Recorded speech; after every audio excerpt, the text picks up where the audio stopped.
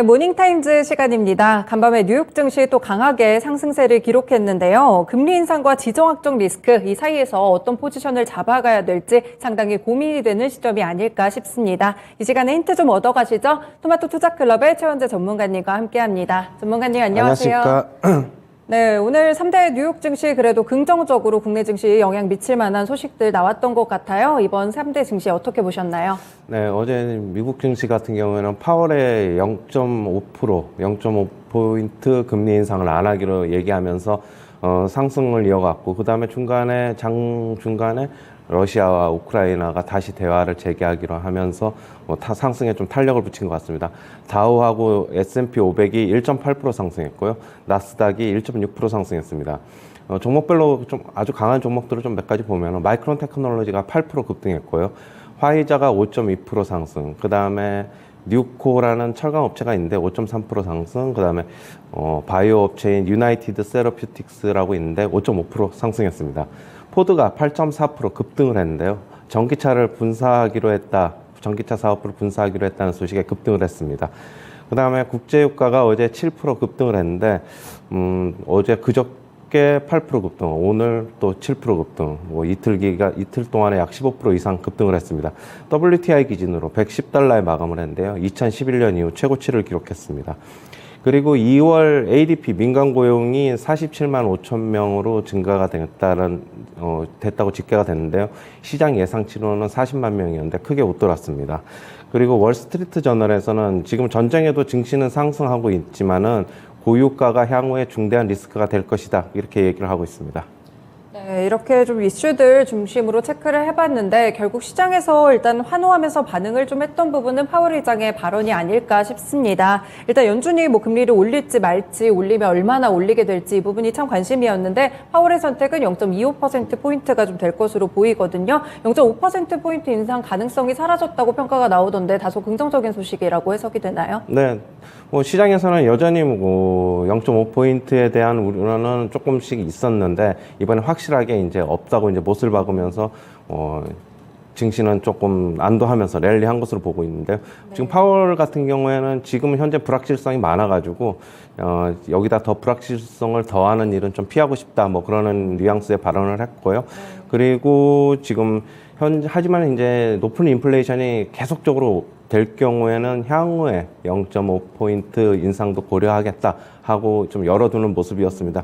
그리고 지금 양적 긴축도 당분간은 서두르지 않겠다, 이렇게 얘기를 하고 있습니다.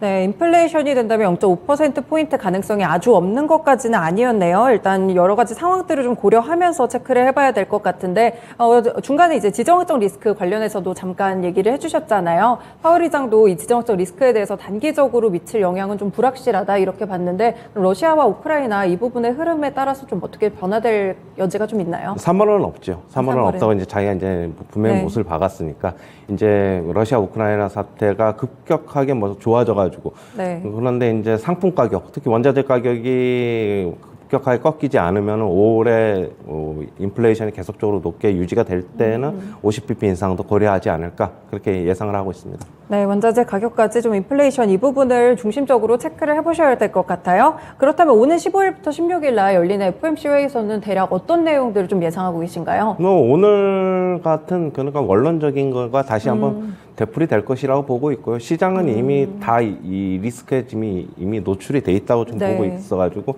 시장은 더 이상의 한 앞으로 5월까지는 크게 어떻게 보면은 이런 금리 긴축 가지고 악재는 불거지지 않을 것이다, 그렇게 보고 있습니다. 네, 5월까지도 좀 불확실성이 금리 쪽으로 해서는 좀 없을 것이다. FOMC 내용도 어느 정도 예측한 수준에서 나올 것으로 예상을 해주시고 있는데, 일단 국내에서도 한국은행이 금리 인상 속도를 좀 조절할 수 있다, 이런 지정학적 리스크 때문에 이런 이야기가 나오고 있더라고요. 그래서 금융주들의 좀 가파르게 하락세도 불러일으키기도 했었는데, 이쪽에 대한 전망은 좀 어떻게 보시나요?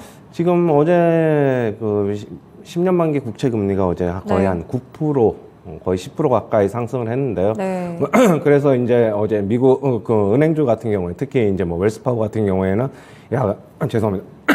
약 4% 정도 가까이 상승을 했고, 네. 어제 국내 이제 은행주 같은 경우는 상당히 좀 많이 빠졌죠. 네, 네. 많이 빠졌는데, 오늘 같은 경우에 뭐 영향을 좋게 받으면 일정 부분 좀 반등을 시도할 수 있을 것이다. 그렇게 보고 있는데 네. 저는 은행주 같은 경우에는 하지만 뭐 너무 그렇게 지금 시장 상황에서 큰 폭의 랠리는 좀 제한될 것이다. 그렇게 보고 있습니다. 네, 반등 시도는 가능하지만 아주 큰 폭의 상승까지 예상하고 있지는 않으시고요. 그리고 이제 국제 유가도 상당히 지금 시장에서 중심적인 이야기가 아닐까 싶어요. 이제 100달러 시대를 넘어서 110달러 시대가 됐는데 상당히 좀 가파르게 오르면서 일부 은행들은 뭐 125, 130달러 전망까지 좀 나오는 상황이더라고요. 시장에서 이제 스태그플레이션, 여기 우려까지도 더해지고 있는 상황인데 유가 항방이나 영향들 어떻게 보세요?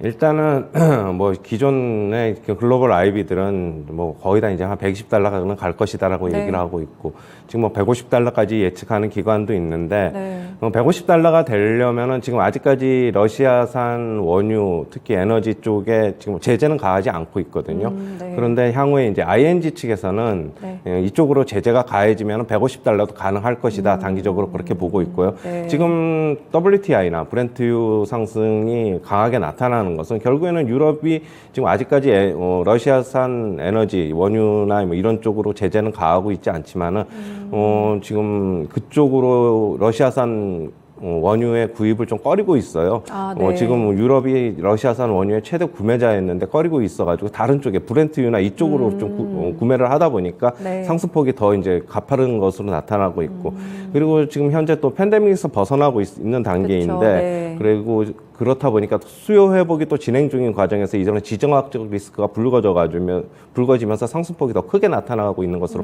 지금 보고 있습니다. 네, 지정학적 리스크가 확실히 좀 유가를 굉장히 좌우하고 흔들고 있는 것 같아요. 현재 상황에서는 일단 유럽과 러시아 이 관계도 좀 잘 보셔야 될 부분이 유럽이 러시아산 이 구매를 좀 꺼리다 보니까 유가에도 계속 좀 상방 압력이 불어 넣어지고 있는 상황이거든요. 일부 기관에선 150달러 선까지도 예측이 나왔다고 하니까 이 부분도 좀 체크를 해보셔야 될 것 같습니다. 월스트리트 저널 측에서도 고유가가 굉장히 중대 리스크다 이렇게 평가를 했는데 어떤 점을 보고 그렇게 본 건가요?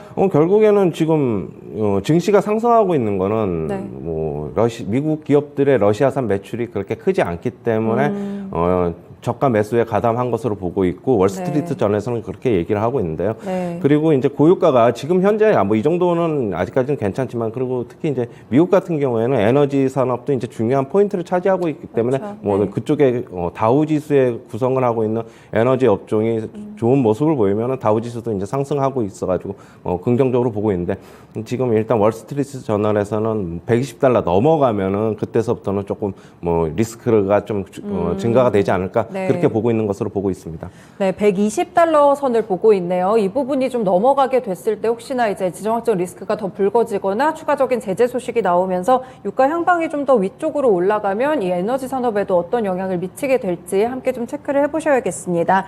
네, 그리고 경제 수치 하나 나왔는데 민간 고용이 예상치를 좀 크게 상회하는 모습이었어요. 이런 부분들은 또 경제 회복과 연결이 되지 않을까 싶은데 어떤 부분인가요? 네, ADP 민간 고용이 어제 47만 5천 명으로 증가됐다고 집계가 됐는데요. 네. 일단 이게 비농업 부문에 이제 고용 지표가 이제 곧 이제 발표가 되는데 네. 비농업 부문에서의 그러면 어떻게 보면은 미리 선제적으로 어떤 예상을 해볼 수 있습니다. 그러면은 비농업 부문에서도 여전히 그러면 이번 달에도 굉장히 좋게 고용 지표가 나타날 것으로 보이고 있어가지고 비농업 부분에서 고용 지표도 좋게 나타날 것이고요. 뭐 실업률은 당연히 4% 밑으로 떨어질 것으로 지금 보고 있습니다.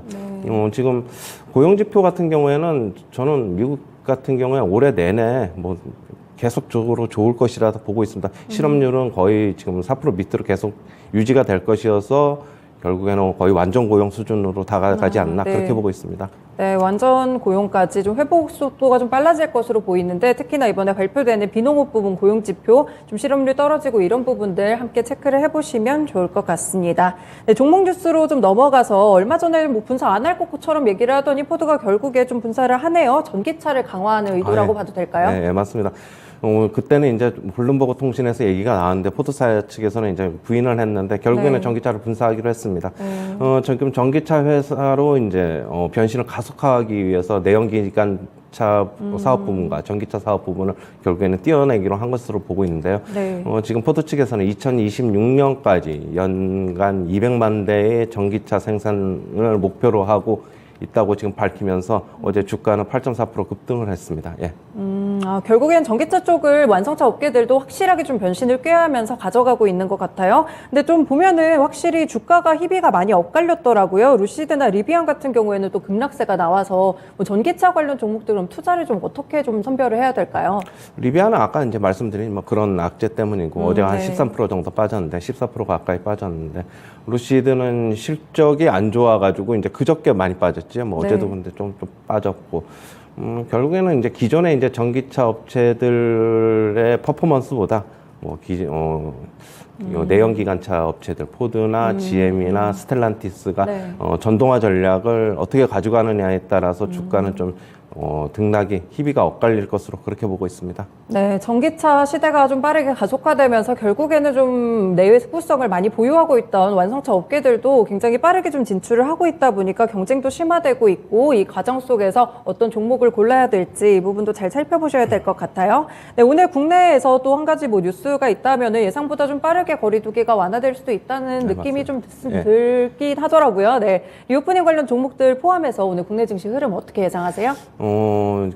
거리두기가 원래 2주 정도를 좀 더 보려고 그랬는데 네. 뭐 일주일 만에 좀 앞당기기로 한 맞아요. 것으로 좀 네. 얘기도 나오고 있어가지고 그리고 일반 뭐 술집이나 영업점 같은 경우에 11시까지로 1시간 또 네. 늦추는 얘기도 지금 나오고 있는데요. 네. 리오프닝주는 계속적으로 봐야 되는 건 맞는데 이제 저번에도 말씀을 드렸는데 언론에 조금 노출이 좀 많이 돼 있어가지고 네. 상승폭은 좀 떨어지지 않을까. 그리고 특히 저가 항공사들 같은 경우에는 아직까지는 그러니까 고유가에 대한 부담이 그렇게 많이 없죠. 왜냐하면은 운항을 많이 안 하기 때문에 그런 리스크가 없는데 대한항공이나 아시아나항공 같은 경우에는 고유가가 되면 될수록 지금 아무래도 화물 부분은 활발하게 돌아가고 있으니까 네.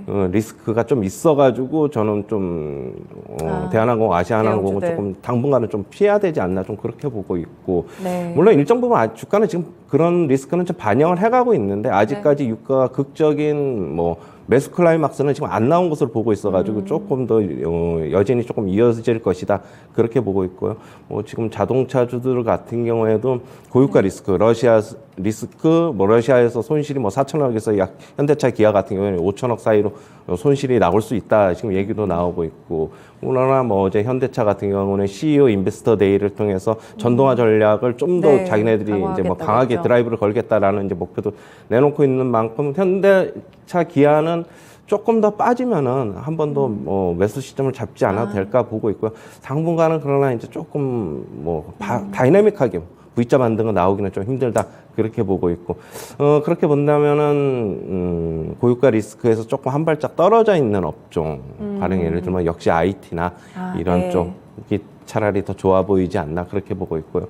석유화학 업종 같은 경우는 기존의 NCC 업체인 롯데케미칼, 대한유화 어제 특히 롯데케미칼은 한 6% 가까이 빠졌는데 직접적인 좀 타격을 입는 것으로 보고 있고 석유화학 업종 NCC 계열은 조금 피해야 된다.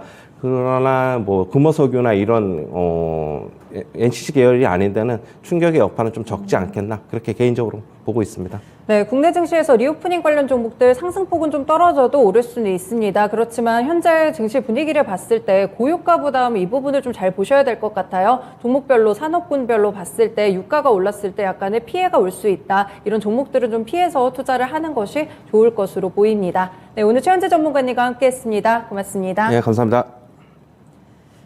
네, 고유가라는 부분 역시나 부담으로 좀 작용을 하고 있는데 파월 의장 입에서는 일단 다소 완화적인 발언이 나오게 되면서 뉴욕 증시는 상승을 했습니다. 오늘 일단 국내 증시에는 어떻게 영향이 될지 좀 주목이 되고 있는데요. 오늘 이런 전략들 참고해서 준비하시면 되겠습니다. 모닝타임즈 시간이었습니다.